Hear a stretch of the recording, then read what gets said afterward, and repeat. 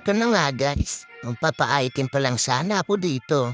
Kaso yung Harley, parang kill ka agad ang gusto. Yung mapagbigay naman ako.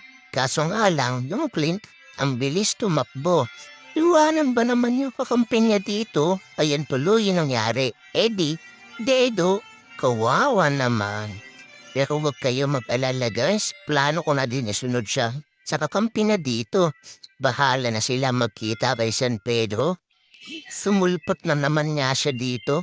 Walang kadaladalang bata.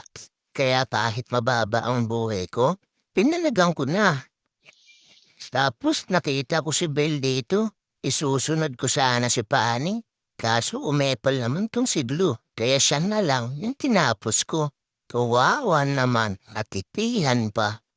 Umiikot na nga muna ako dito. Malapit sa turtle ba? Tapos hanggang sumulpot dito si Blue, kaya pinitas ko na.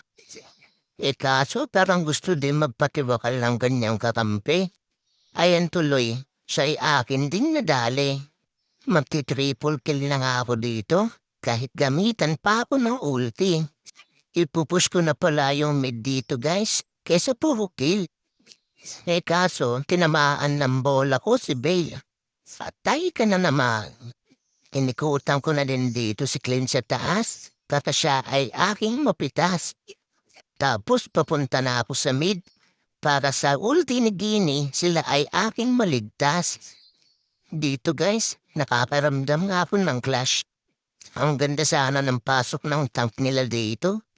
Kaso, ginamitan ko ng kagibunshin ko. Nakadalawang pitas pa nga ako dito. Hinabol ko na nga din ang tank na si Blue dito.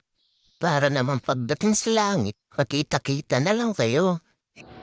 Nagtagpo nga kami ni Pani dito. Tatapos pa sana, akala niya hindi siya aabutan ng bola ko. Tapos, pinitas ko na din dito si Bale. Tsaka sinunod ko na din si Guinevere. Kinuha ko na din pala yung Lord dito. Natawa ako bigla sa ulti ni Clint at Guinevere dito. At dahil dyan, makapapag-triple kill pa ako. Diba? Siya nga po pala, salamat sa lahat ng viewers ko. Follow, like, share na din po. Para lagi niyong napapanood ang mga bagong video ko. Para lali po tayo. Panalo. Salamat po.